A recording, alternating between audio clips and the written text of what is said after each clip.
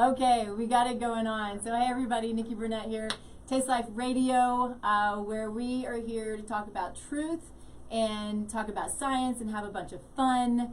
And we talk about dogs and we talk about everything under the sun as long as it comes back to health and wellness and nutrition. And so today, which has been a long time coming, I've been waiting for this for months, I finally have on one of my closest friends, colleagues. We nerd out together, we go to conferences together, we go to seminars together, and truly one of my very favorite people. And so this is going to be fun because really we're going to just talk about how we talk whenever we get together. Yeah, watch out. We have so much fun when we do this. And so this is Dr. Amber Hollis. Amber is Dr. Amber. That's hard for me. Just call me Amber. She is a Chinese medical doctor and doctor of acupuncture. She works in functional medicine. She works in supplements and herbs. I'm going to let you talk about a little bit about what you do, just real quick, but then we've got to get into our gratitude for the day, and then we're going to really dig into you. Cool. Well, speaking of gratitude, I'm so grateful just to even be here with you. So I guess my history quickly is actually kind of funny. I feel like when I was around 20 years old, I was thinking I didn't want to go to college and I just wanted to do something quick and easy that would allow me to help people, whatever that meant at the time. Right. And so I actually ended up going to massage school. And that really ignited my interest in the human body. I had no idea what I was getting into. Again, I wanted to do just something quick and easy and not put a lot of effort in. Take the easy way. I did want to take the easy way, and it just ignited just this strong passion of physiology and the human body and how it works and how we think. And so here we are, about almost 20 years later, with a doctorate in acupuncture and oriental medicine, which I never saw coming. Yeah. So that's kind of like a very short snippet of not wanting to put much effort into putting 20 years of effort in. Isn't that funny? I know, same. It's outrageous. So let's jump into gratitude, because we always want to start the day. I start my day with gratitude. I started with a really great meditation this morning, and did my gratitude journaling. And I want to really impress upon people what that does to start the day and to help your mindset and wherever you are. We have so much going on right now that we need to. I think that's a place that just for our own sanity and in our own levelness is to really bring that into our daily lives and bring that sympathetic down. And we'll get into that. That's what the term we use, but we'll talk more about that here in a little bit. I think that's going to be really a big part of our conversation. But I'm going to tell you really what I'm grateful for. We have my niece and nephew are coming up this weekend.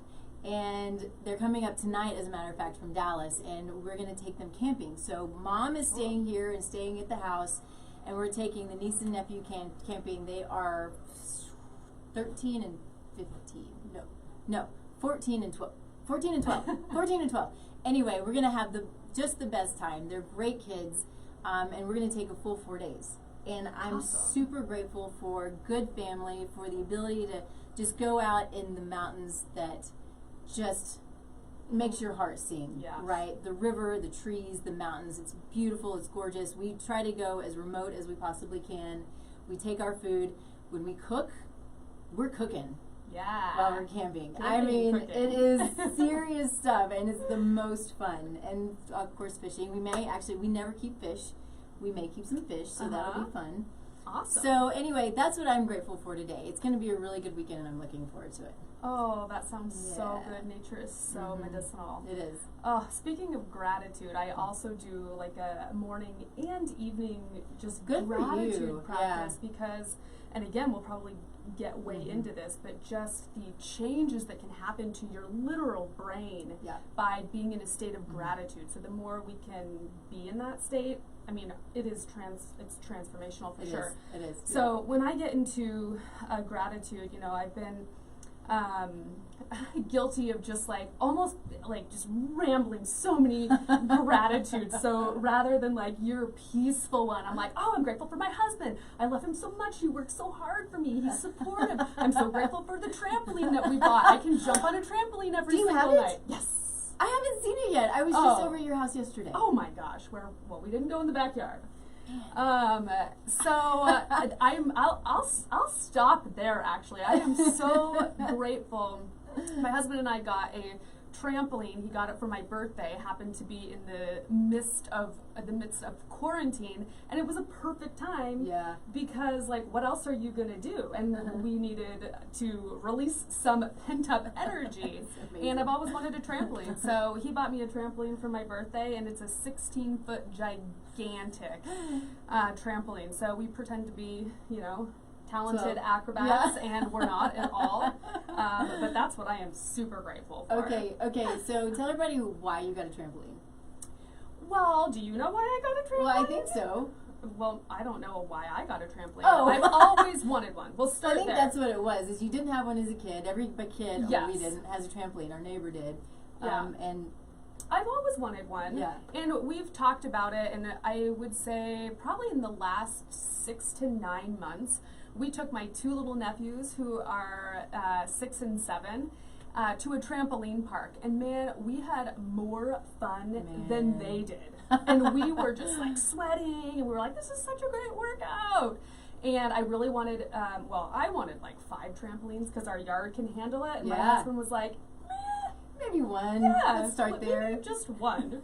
So, we have this, and now my little nephews can come over to our place and jump. So it's just a nice, it's a stress reliever. It's a way to get family and friends together and hopefully not get hurt. But I just love it. Like, you can jump on that for a couple minutes and get the blood flowing, and you're like, I am like out of breath, and I consider myself like a pretty in shape, active person, and I'm like 2 minutes. And I'm like, woo, okay. Yeah. I'm stand here for a second. That's awesome. I think too that jumping on the trampoline, I don't know if it's the same as a rebounder. I would assume it's the same as a rebounder, but it's medicinal as well. So it can help with high blood pressure. It helps with, I don't know what else it helps with. All kinds of physiological stuff that we deal with is just that bouncing. So people say, the small rebounders, if you just have it in your house and you just bounce 10 to 15 minutes a day, it can help with a lot of things. That's been a big thing for many years, is just this bouncing, because it literally gets your blood moving. And tying a little bit of Chinese medicine into this is that, the root, there's a saying that the root of all illnesses is a lack of blood flow to some specific area of the body. And so that's why I think that jumping and bouncing can be just so good for your health, because you're literally getting the heart pumping and you're getting the blood moving. Cool. So it's so fun. Okay, so let's do this. My intent was not to make your intro about you short. I didn't mean to do that. But I want to make sure that you say everything that you want to say about who you are, where you come from, so everybody knows why you're doing what you're doing, and why you're so great. She's an amazing practitioner, let me tell you. So it's true. It's true. So I want to get into that, and then we'll start moving on to the fun stuff. Okay. Well, I think the answer to why I do what I do has definitely changed over the years. As I said, this started out not necessarily wanting to put a lot of time and effort. And over the years, what I have seen is that people are not well. They go to their primary care doctor and they're told that they are well. And I know that you see this a lot. And of course, this is not about bashing conventional care. It is a brilliant medicine, but what it is lacking is prevention, and it is also lacking early detection. So our body is constantly talking to us, and people are like, oh, I don't feel well, I'm going to go to the doctor, and they run labs and everything is usually normal, and then they come to us saying, I don't feel well, and my doctor tells me I'm fine. And there's no time spent with these patients. It's very hard. Little. It's hard for conventional medicine. I think that their hands are tied in so many ways, whether it's with insurance or with whatever it is. You get your 5, 10, 12 minutes with them, which can be very, very important. But as practitioners, in the way that we practice, we spend hours with clients or on their case. Yeah, behind the scenes. Patients don't always realize how much time and effort and energy goes into really doing the digging and the detective work. Yeah. So why I do what I do now, I think, is more in that realm. Is like I want to be a sounding board for these patients. Like listening and hearing people is medicine to these people, these patients. They're not being heard. And if you come to me and say, I don't feel well, and I'm like, oh, you're fine. Like, how does that make you feel? Let's put you on some antidepressants. Yeah. So we have to figure out, why are people not feeling well for whatever reason? I mean, I no longer specialize in one specific area because I get bored easily. It's too hard. My interests are just it's too hard. Wild. I know. Everybody says you got to find your niche. I'm like, my niche is a little bit of everything. Yeah, my niche is helping people. Yeah.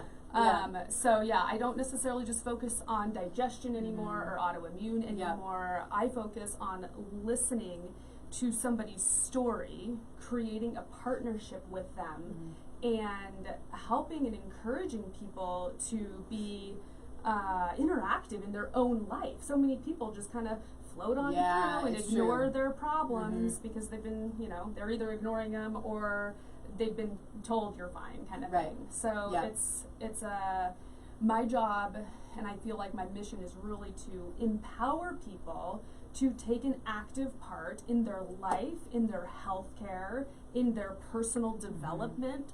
And personal development is huge in health, and like the whole concept of putting the self-care in healthcare, that's what we need to be doing. We need to be teaching people how to care for themselves. And I'm not talking about like self-care, like take a bubble bath and light a candle. Like that's totally fine. Nice. And I do it and I like it. But I'm talking about like soul searching. Like why are we here? What are we doing? How can we live better? How can we be better? How can we serve better? Right. And if we don't have the health and the strength and the mental capacity to do that for ourselves, we certainly can't expect to do that for other people. So we have to, kind of practice what we preach kind of thing, where we take really good care of ourselves, love ourselves enough so that we can show up and just love the hell out of people. And it's really true, because we see so often, and I say, mothers are the worst at this, and neither one of us are mothers, we're dog parents, but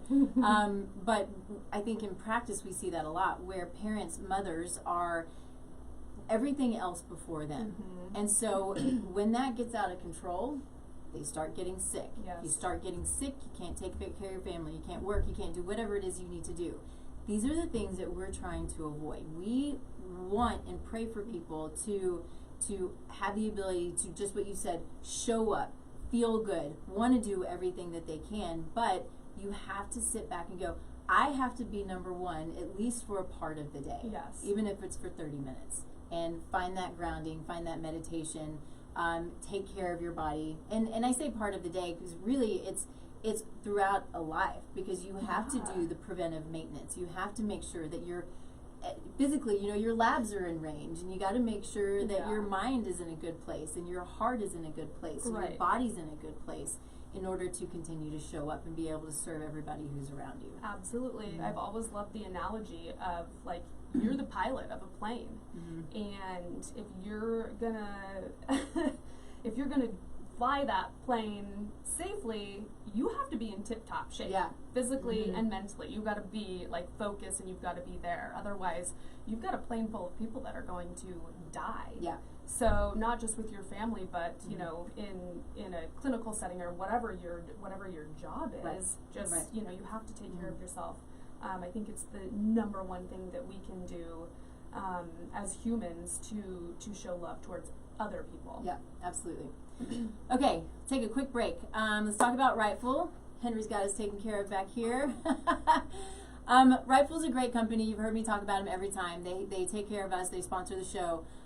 They are fairly new to the supplement world and are growing like mad. They've got some good data. They're starting to do more and more clinical research as time goes on, because they're having such great results. So this is a product that was an anti-inflammatory pain product, essentially. And so it takes, a couple of weeks, a month, a little time for it to build up in the system, but it does. And over time, if you're dealing with pain, then it really helps to mitigate that pain 24/7. So it's a turmeric product. It's got a little bit of CBD in it.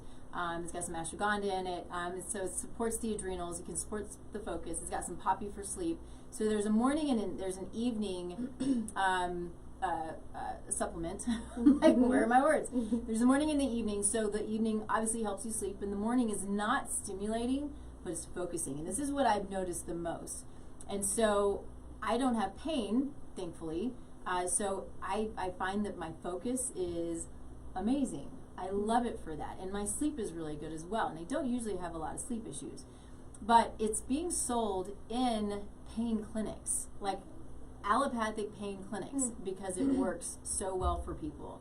And I think that this is a huge step, and I say it every time I talk about this, is a huge step in starting to bring together what we need in medicine is allopathic medicine and functional medicine, and start to bring those, because as we'll kind of dig into here in a little bit, allopathic medicine is really good for acute situations. Functional medicine is much better at chronic situations. And so bringing those together, I think, is really important because they both have their strengths. And so it's in a coconut base. It tastes good. It's a really great product. I appreciate them for what they do. You can go to their website, go to rightful.com, and put in the code TLN20 and get a discount. So, okay, moving on. Amber, over a period of time, we've known each other now 5 years. Yeah. Isn't that crazy? Yeah. I remember our first coffee date. I know. So cute. It's so funny. And little did we know, from that point, we connected, but when we really connected is we went to a conference together. And we're like, oh, this is trouble. Our true nerds came out. Yeah, over coffee it was like, oh, okay, she's cute, she's kind of cool. We go to a conference together, and like light bulbs went off in our heart, and we were like, I love you. Yeah, it was pretty amazing. And so this is a regular for us, and we talk about continuing education, and we get together and we talk about clients and patients and how we can better serve them. And we've co-managed clients and patients before, and so this is what we love is, well, just to be nerds, but we connected over this, but over the time, Amber has transitioned from acupuncture to, and is kind of moving into another direction. And so I want you to talk about that and a little bit about why, and let's have some fun with that. Sure. So this kind of goes back to what I was saying about what I've noticed over the years with what patients are coming and telling me, but what I have picked up on, when you pay attention to people, I'll have them come in for like our first appointment, which would be what I call like a medical history evaluation. And it's just like a time for them to tell me their story and to get an idea of where they're coming from. And we do that before we do any treatment. So oftentimes if somebody wants acupuncture, we'll do the acupuncture after that. So I noticed that we'd be talking for an hour, and we would stand up to go do acupuncture, and they're like, oh, I feel better already. And I'm like, I literally haven't done anything but utilized these things attached to the side of my head. And I just listened to people, and I noticed that people were just getting better and feeling better by just talking and venting and sharing their stories, and it made me realize that people are not heard. They're also lonely. And this is why like therapy and coaching is really just becoming so popular right now, because people want to talk. And when they go to a typical doctor, they don't really get to be heard. And so when it comes to their health, that's a big problem. So that is a major step where it was like, okay, well, I want to sit and talk to somebody and understand, where they're coming from. And what I also noticed in doing so is that a lot of people's issues that they're coming in for stem from emotional health issues. And what I mean, emotional health is like a very broad term, but what I mean by that is our thoughts are literally making us sick. Right. And there is very interesting research when I was doing my doctoral research.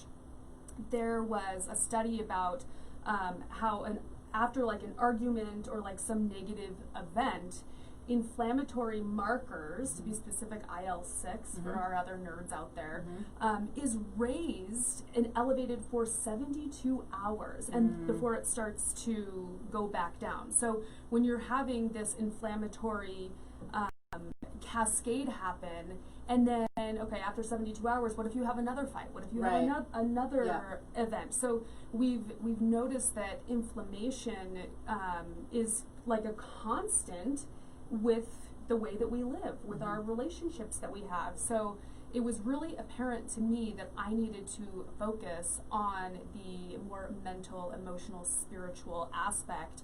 And acupuncture is phenomenal, but it's not, you know, the needles aren't going to listen like I can. It's true. So really just trying to get to the root. We're always digging. Always digging. Why? Yeah, we speak the same language constantly. Anytime there's something happening, you've heard me say this.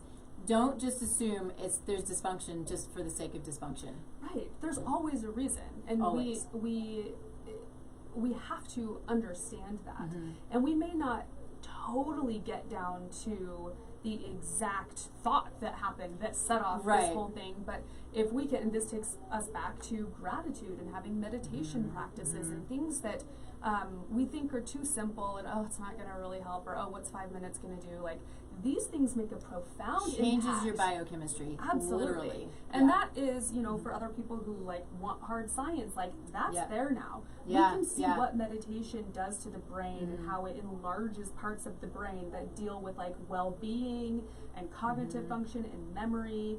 And on the flip side of that, repeated negative events, repeated negative thoughts shrink the hippocampus in our brain and lead to cognitive decline and poor memory. So even spending 5 minutes a day, like if there was one thing I would tell somebody is to pick up a meditation practice, and it's very easy to do that now because it is so popular. Yeah, there's guided meditation everywhere, and I think it's great to get to the point where you can meditate on your own, because when you can truly empty. I had a friend on the other day.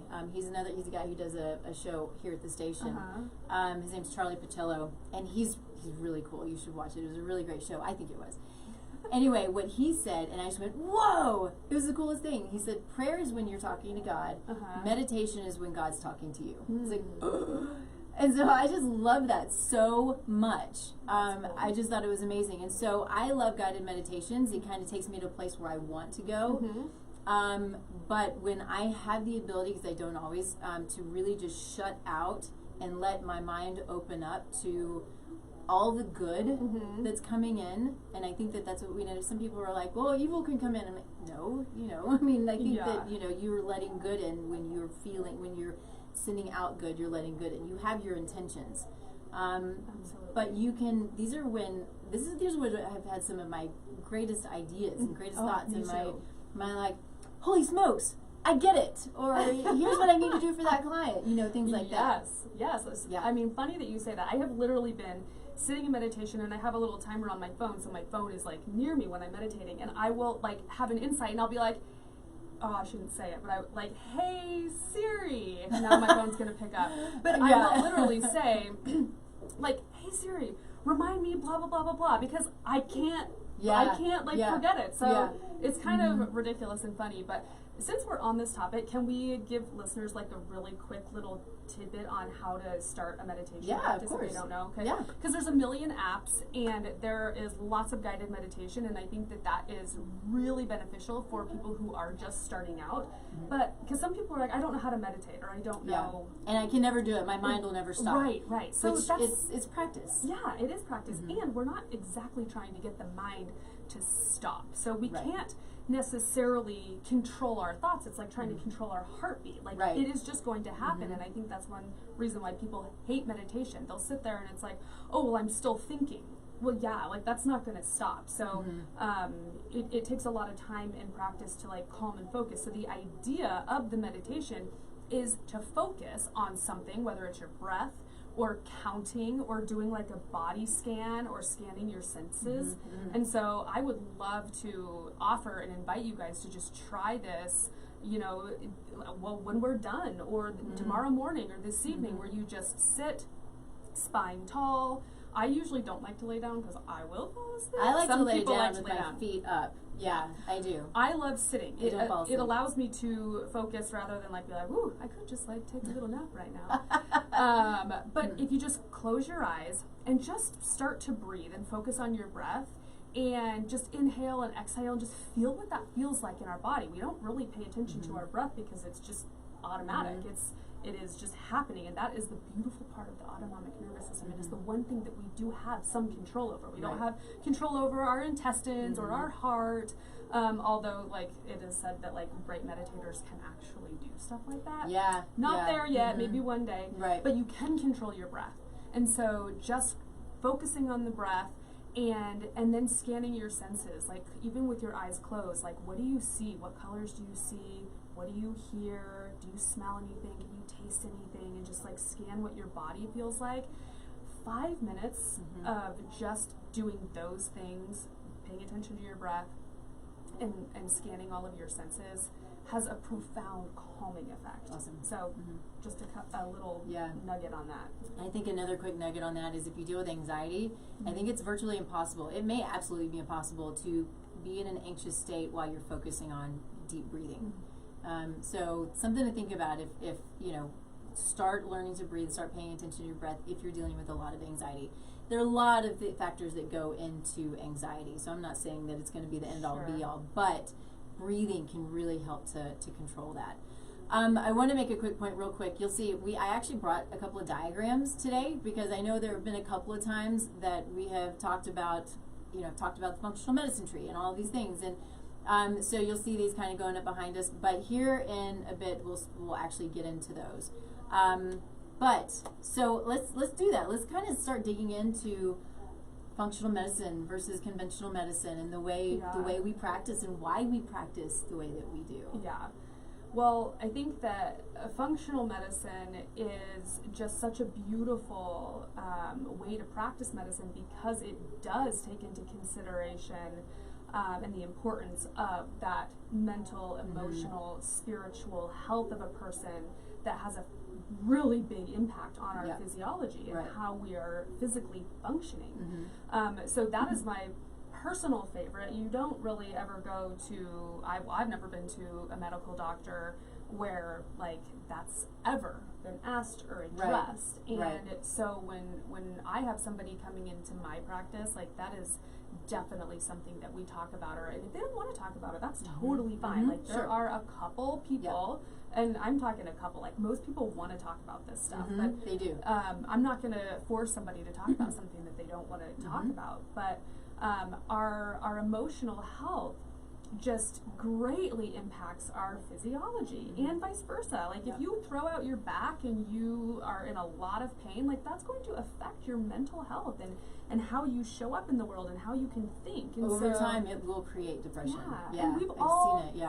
I mean, I think we all kind of know that the two are so interrelated. I mean, if you think about like take for example like being really nervous and like you got the runs, you got to go to the bathroom now. Like I can't tell you how many people have told me like this is a big thing.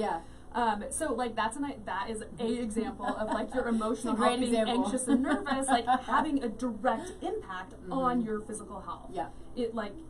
Your intestines are like and then I already gave an example of like having the physical health, like chronic disease, chronic back pain. Like how can you be happy?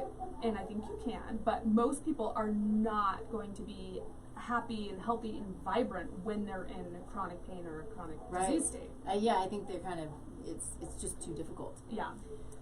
So up behind us we have as we're talking about functional medicine, we have, this is what we call the functional medicine tree, and this was developed through the Institute for Functional Medicine. So this is an amazing organization. We've been trained through them. And we just appreciate everything that they put out because truly they are you know, when we talk about the differences between functional medicine and allopathic medicine, both of them having a very, very important role in our health. You know, when we talk about having a team, I have a client right now who's got an amazing team. You know, she's got a couple of neurologic chiropractors. She's got her allopathic physician and her functional medicine physician, and she's got me, and, you know, a couple other things. She's got some really pretty chronic issues going on. And so we talk about building that team. And, you know, Amber and I have been on a team together, and I think it's important to, as a patient, as a client, to make sure that you're finding people who can support you in whatever it is you're dealing with.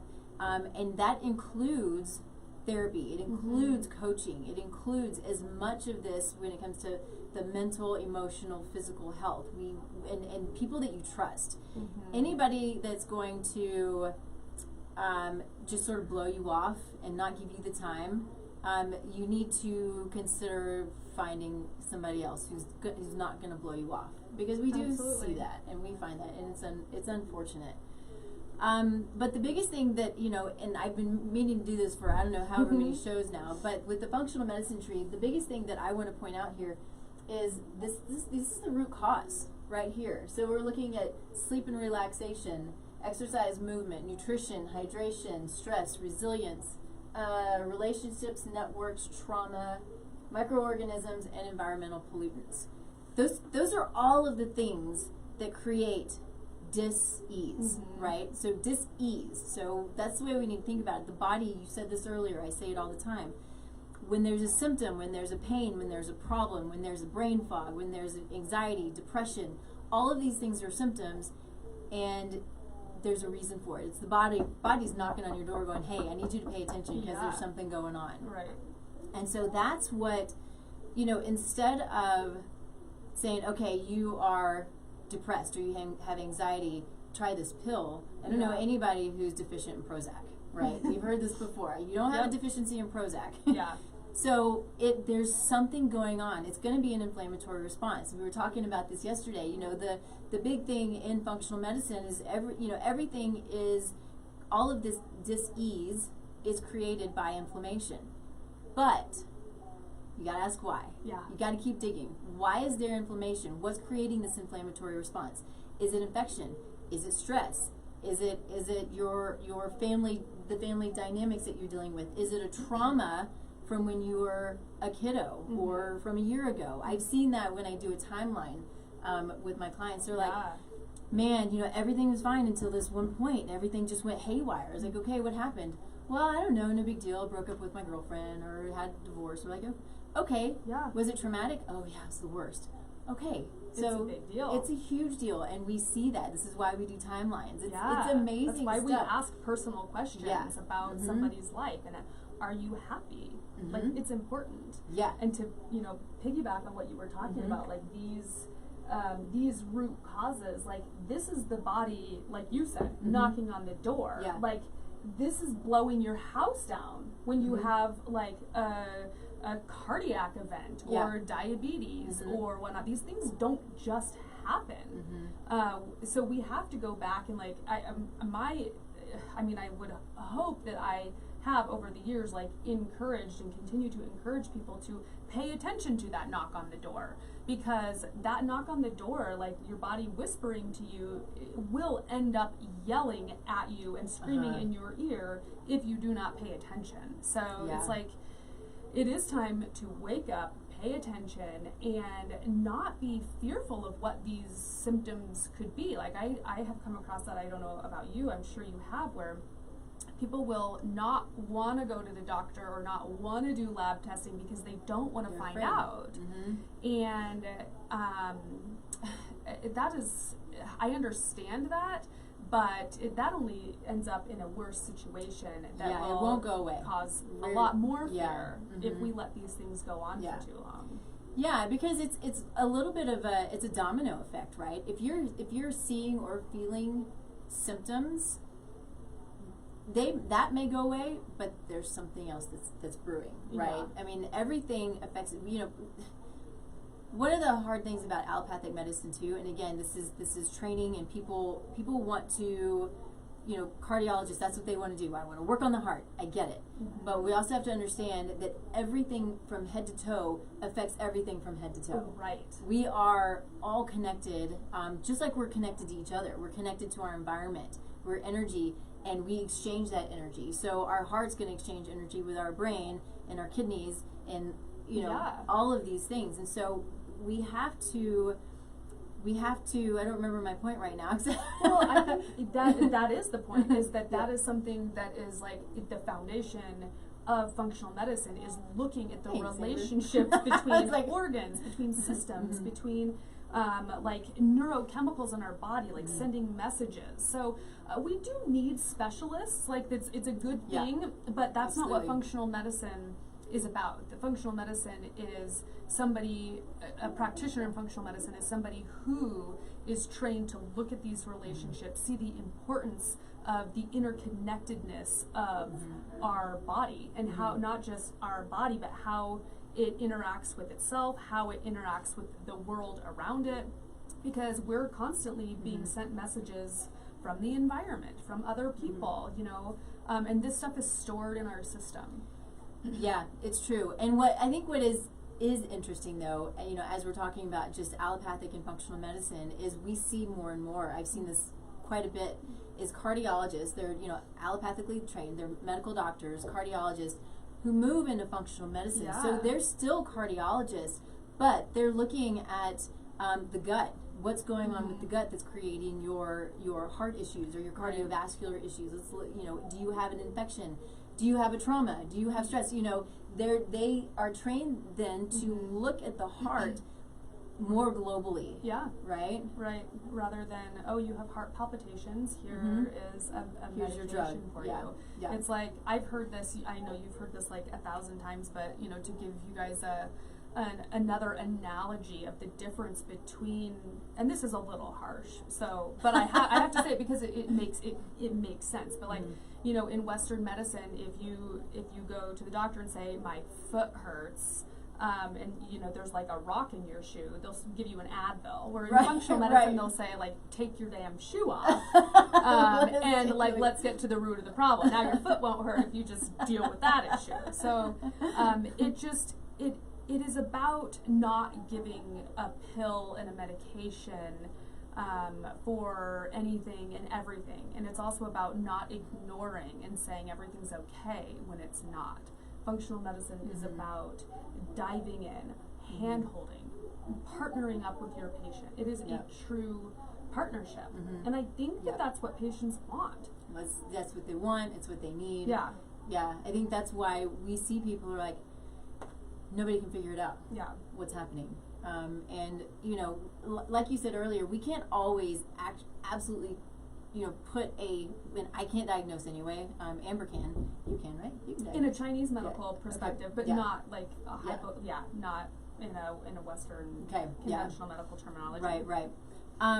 Either way, though, when we see, we have the ability to look and see, and we may have to say, okay, this is what we're looking at, but you need to get diagnosed by your doctor. And that's a very important piece of it. But we spend the time to truly dig and understand and really learn. And I would say with our client, and then on our client's case, but then just the amount of continuing education that we do, which is not... It's not a hardship. It's not this thing. We're like, continuing education. We're like, yes. When can we do more? And when can we afford it? Absolutely. Yeah. I think that is, part of the passion is like it's not a struggle to do CEUs. It's like, oh man, I'm struggling because like I haven't been able to go to a seminar and whatever. It's almost what we were talking about yesterday. Yeah. Like, we gotta go. So it's just a constant it's a constant learning, and we know that like what we knew 5 years ago was actually a lot of it is not true. Like science is changing, we're learning so much, and so even though science is and research is so important, we can't put all and only our attention on that because there's so much we don't know. There's so much we're learning, and I think that again, we were talking about this yesterday, is like, we've taken the magic out of the medicine. In a Chinese medical sense, for sure, like we were talking about how we can now tell you scientifically, like, what happens when you put a needle into the skin, and skeptics want to know that, and I understand that. I wanted to know that. I wanted to understand how putting a needle in the hand can affect what's going on in the head, and if you put a needle in the foot, that affects what's going on in your shoulder. Like, it's mind-blowing. So cool. And we can have scientific explanations for this stuff, but we don't know everything. Right. And anyone who pretends to know everything or says, like, this doesn't work, this is bogus, hocus pocus, placebo. Oh, I love placebo. But it's an ignorant statement. And so we have to go into, I think, any case with a beginner's mind, with the, like a childlike thought of, oh, I wonder what I can learn here. I wonder what I'm going to learn today. Not like, oh, I know this, I know what's going on. And that's that. You said it yesterday. It's like, why? That's what kids do. Why? So that's what we do. Why? Yep. The annoying 5-year-old who just won't stop. That's us. Yeah. Awesome. So I need to do. I always forget. I need to do a quick break. Yep. Let's talk about Zymogen. Zymogen is another great supplement company. They're a great sponsor of ours. I appreciate them so much because they support their clients and their clients or patients. They're data driven. They've got the studies to show that the products work well. And if the products are on the line and there's something wrong with them, they won't put them out. They'll just put it on back order. They want it to be perfection. They want to support us, and they're just a great company. So I put up. So I5 is a functional food. It's a functional protein. It's gut support. It's brain support. It's a great company. I'm repeating myself. The one that I had wanted up was not. It's not a big deal, but it was adrenal support because we were talking about stress and adrenals and that kind of thing. And I want to get into stress here in a minute. Stress and entrepreneurship is kind of what I want to talk a little bit about. But they have a great adrenal support that is it's herbs that are adaptogenic and just really help the body to adapt to whatever situation you're in. It's not something that you're going to feel immediately. It takes a little bit of time, but it's a great product. And so you can go to my website, tastelifenutrition.com, and click on the Whole Scripts and Zymogen, same company. You just order through Whole Scripts. And you can look at their different products. They've got sports products, men's and women's products. They've got anti-inflammatory products, gut products, you name it, and they're all amazing. I appreciate them so much. So, okay. So I want to pull up, Henry, that stress, the graphics with the red balls on it, circles. That's funny. That's great. So, but I want to talk about, one of the things, I mean, we're always super geeky science nerds, but we also are both entrepreneurs. And that's another thing that we talk about on a regular basis is the stress of it, because we understand, right, the biochemistry and the effects that it has on the body, as well as the epigenetic effects that it can have on the body, which thanks, Henry, epigenetic effects are being shown to, or I guess they're changes, to remain 7 generations down. So if you haven't heard me talk about epigenetics, so we have our genome, basically our skin color, our eye color, things that don't typically change, but epigenetics is locations, simply, because it's not simple, locations on top of the genes that have the ability to turn on and off. And they turn on and off minute by minute, hour by hour, and day by day, and it just depends. I don't know how many hundreds of millions of them, but we're studying them more and more. Some of them we know a lot about, some of them we know nothing about. Right. But we do know that epigenetics, in most cases, is due to lifestyle. Epigenetic changes is due to lifestyle. So you can have them turn on and off, and either way can be good or bad. But we want to understand that our lifestyle, our diet, our movement, our stress levels, all of these things that we were talking about, all the things that were on that functional medicine root, or functional medicine tree root, all of those things are what make the epigenetic changes. So just because you have cardiovascular disease in your family and everybody's died of a heart attack, doesn't mean that's going to be you, because you have the control. And this is the most amazing thing about epigenetics, is learning and understanding that we do have the control. And Joe Dispenza said it so beautifully in his book. He said that epigenetics proves our free will. Yeah. And it just gives me chills every time I hear it and think about that. I'm like, it's so cool. But when we're talking about stress, and what we were talking about earlier is in this, this is kind of the core, and this is Dr. Datis Karazian, who is another person that we love, huge in functional medicine, uber smart dude. We've done multiple seminars with him, or indirectly, either way.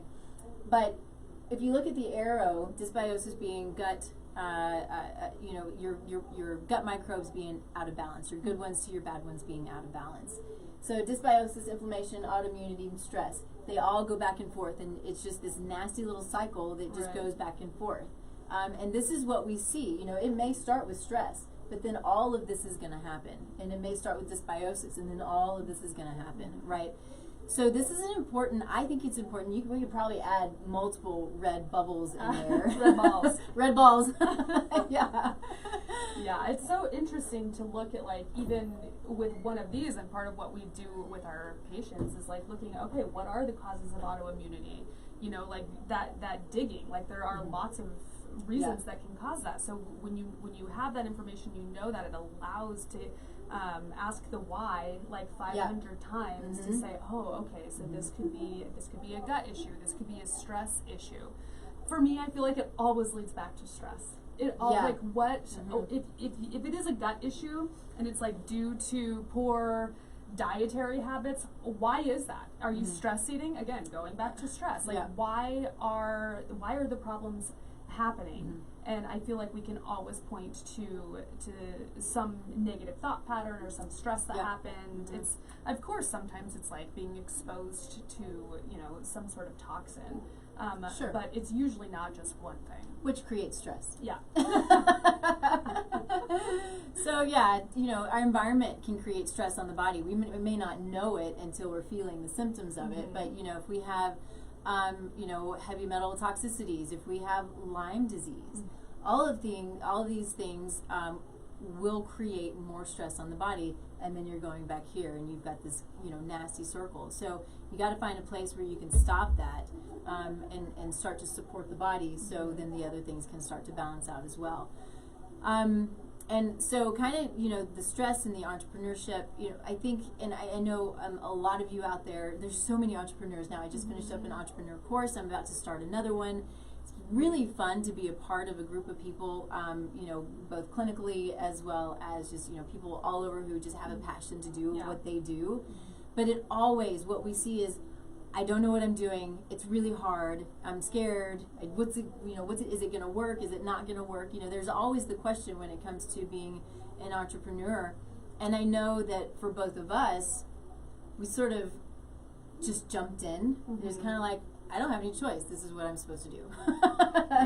And so that in and of itself, we both have to manage our stress. And and I think that it's not always easy, and I have my own issues with trying to take the time, because I always have to spend my time with the computer and research. Okay, now I need to go and meditate because I'm like I'm way up here, but no, I can't leave my computer. I mean, we all struggle with that. Yeah. Absolutely. And I think that takes us right back to where we started. Is like these small things that we can do for our mental health, like meditation and like gratitude. If I don't do that daily, well, I don't know what would happen. I do it daily. I don't want to find out. I'd probably be a crazy person and not sitting right here, talking about what we're talking about. But, part of the coaching that I'm starting to do, I'm creating this thing called joy lifing. Where it's because like being an entrepreneur and because life in general for all of us can be so stressful. My goal is to, and I'm working on it. I'm in practice. This picture of you, by the way. It's so cute. I practice this daily, where I want to be able to find the joy no matter what the situation. So that might sound crazy, like, you know, joy if I get some diagnosis. You know, I want to be able to do that, and I want people to utilize these tools so that we can have the strength in our mind to control our physical body.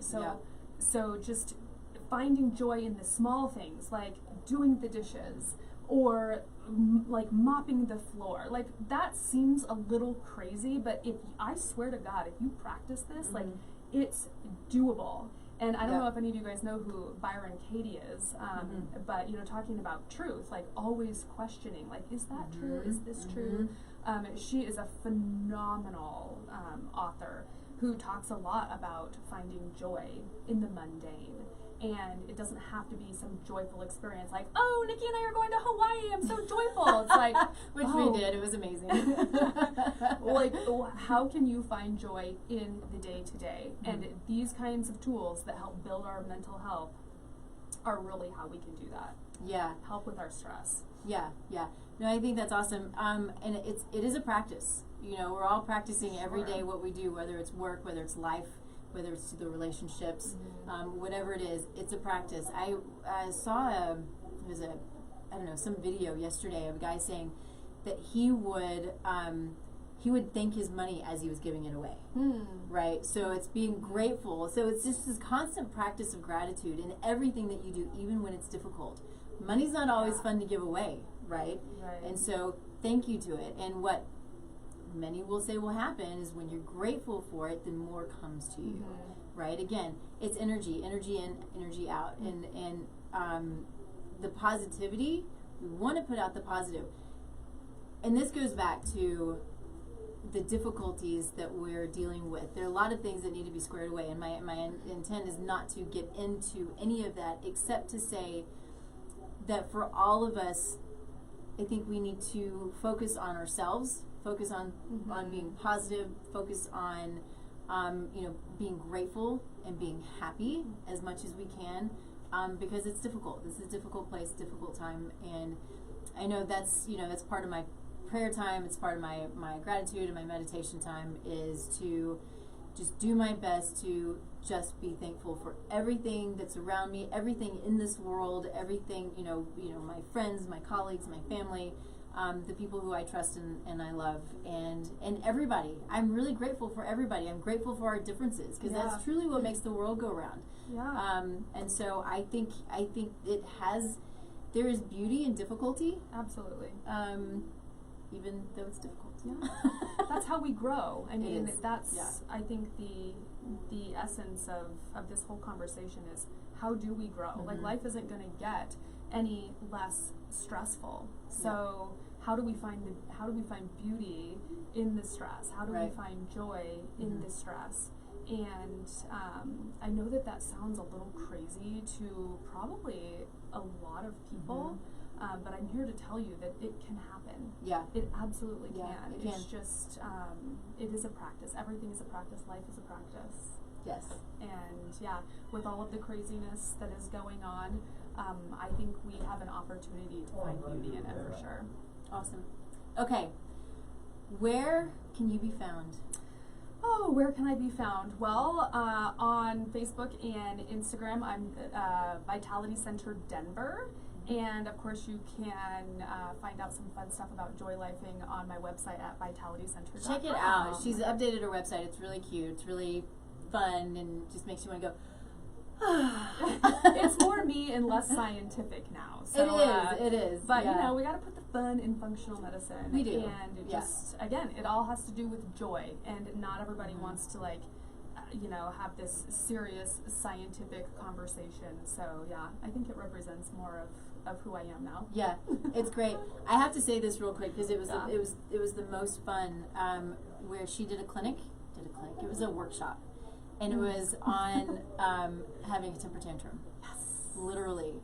And I'll tell you, it sounds funny and silly and easy. Letting go like that is really difficult. Yes. It is so difficult for people, but it is such a stress reliever. I highly recommend it. Thanks for bringing that up, because since we're talking about stress today, You know, we gave you a little tip on meditation, and hopefully you can, you know, take another completely opposite tool and go through a temper tantrum and just like let your body freak out. Like let it do what it wants. You can scream, you can kick. And yeah, we watch did the dogs, don't kick the dogs. As a group a couple times now, and people find it really therapeutic. It is. It's really fun and interesting. You got to be able to let go. I had a hard time. I will not lie. I was like, this is weird feeling. Oh, yes. All right. Awesome stuff. So you can find me, tastelifenutrition.com. You can find me here every other Thursday. Oh, Henry, I'm sorry. This is KUHS The Stream. It's very important for me to say that multiple times because this is an amazing station, top in the country, or one of the top in the country. And Henry does a great job, and I'm so grateful to Henry and all that he does. So we're here every other week, KUHS Denver, streaming live. This is Taste Life Radio, my company, Taste Life Nutrition, functional nutritionist. I see autoimmune, GI dysfunction, I see hormone imbalance, fertility clients, weight management. It's kind of all over the board, and you know, it's a lot of fun. So I appreciate everybody. I appreciate all of you. Thank you. Oh, You're amazing. This is so Love much this fun. girl. All right, we'll see you again here in 2 weeks.